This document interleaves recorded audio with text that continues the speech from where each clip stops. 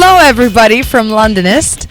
We're in Hyde Park and there's amazing weather. Today, I'm going to talk about this 10 things that you should be giving to your partner in a relationship.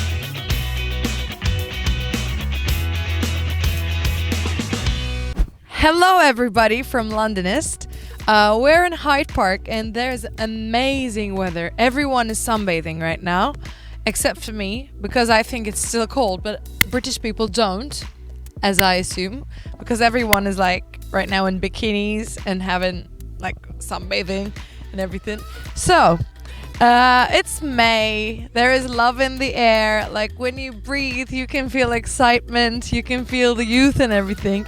And of course I wanted to talk about something that has to do with this feeling of excitement and youth and the beginning of the new things. So when it comes to this, the first things comes to mind, that is love. So I am gonna talk about this today. So when I say love, I'm not going to talk about the conceptual relationship of girlfriend-boyfriend, but I'm just going to talk about relationships today because especially in my personal journey, I have discovered that we have so many relationships in our lives and none of them can be compared to the other one, and every love has its color. So I try to maintain this treasures in my life. So either it's a friendship, or it's a business partnership, or it's a relationship between a boy and a girl. It's a relationship between your mother and your father. It doesn't matter.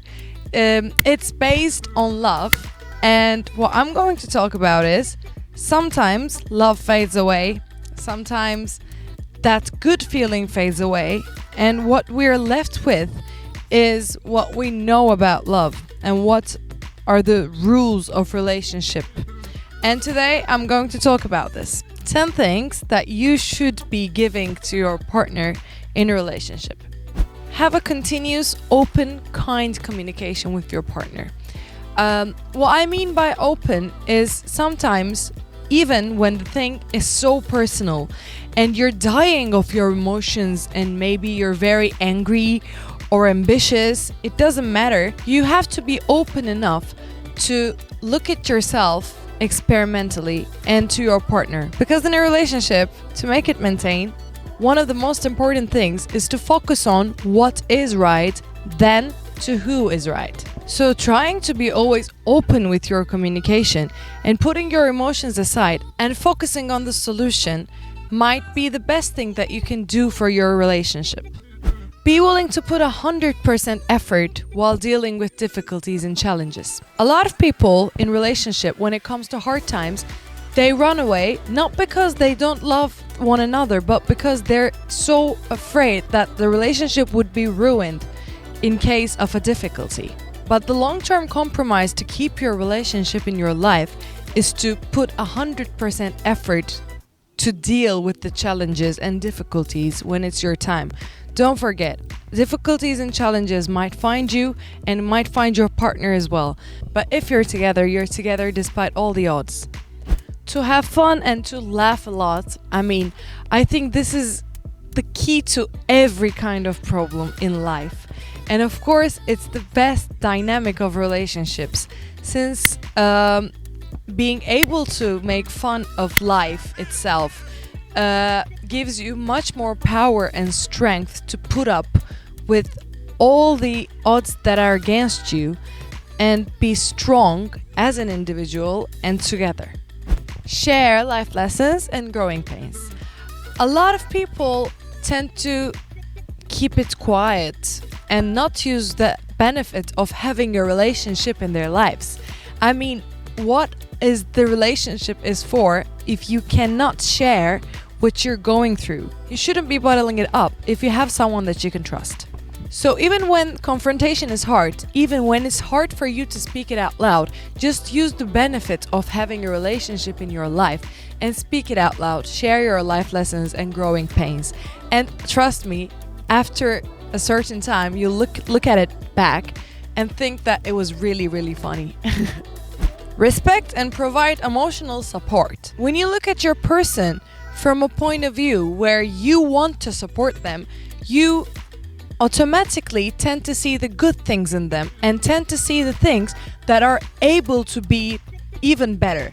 So instead of being destructive, you automatically start being very supportive about them. Compliments should not be coming from where you're supposed to say it, but they should be coming from where you really see it, where you see the beauty and how the beauty can be improved.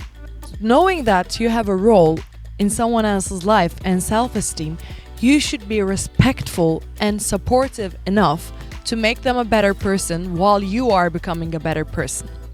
To provide romance and passion is very important. This is not about just a normal partnership, but I try to provide romance and passion in every kind of relationship that I have. The relationship must have its own intimacy that is unique to itself, and you should be enthusiastic and willing to provide romance and take the character of the relationship to another storyline every time you meet up.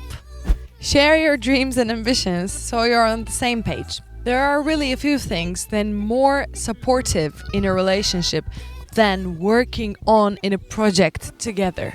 Working for something together, or just caring about each other's dreams as much as you care about yours, and also having a common ground in your dreams and your sense of future. So even if you're in the same work field or not, there is a reason and there's a common thing that you share because you're in a relationship. Find that common ground and put that in your vision about future. So you'll be on the same page, working for the same purpose and supporting each other from a realer place. Be a source of acceptance, compassion and forgiveness. So in a relationship, we should put our egos aside and embrace the real and unconditional love.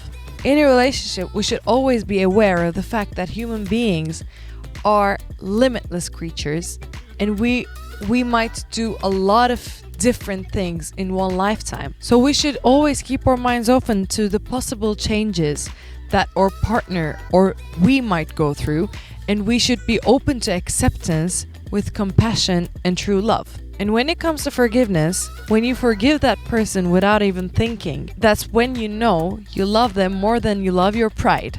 But it doesn't mean that you shouldn't have boundaries. If you come to a point where it really, really hurts you, then you should realize that it's not very healthy and maybe not true love. Give that person the space to be who they are. I think this is one of the most important things in life for communication as well. Because if we don't give the space to be who they really are, then we can't even know who they really are, because we won't have the chance to see them as they are. And to give them space might feel like a huge compromise for you sometimes, since there might be times that you want to talk, that you want to be together, or you don't want them to do that, or you want them to do this. But at the end, to really set the person free and still be able to be together, you have to give them their space and sometimes just listen and observe. Admit your mistakes and be willing to change. I mean, relationships, work, everything in our life, there are different kinds of growth zones. So we have to be willing to change if we really want to improve and grow. And the only way that we can really grow is to be able to see our mistakes clear and accept that. After all, everybody makes mistakes, and making a mistake doesn't make you inadequate. Being able to accept your mistake means that you're really, really willing to grow and accept yourself as you really are. To be able to accept yourself with 100% of all that you are, with all of your mistakes and everything you've done. So every relationship in our life is a reflection and a feedback about ourselves. The people we call our partners tells a lot about ourselves. And this is actually how we complete our truest mission, which is love. So while we're chasing love in every kind of relationship, just keep these in mind to make it a better place for you and for your friend, partner, or your family member, whoever it is. But stay with love. I'll see you in the next video of Londonist. Hope you enjoy this one.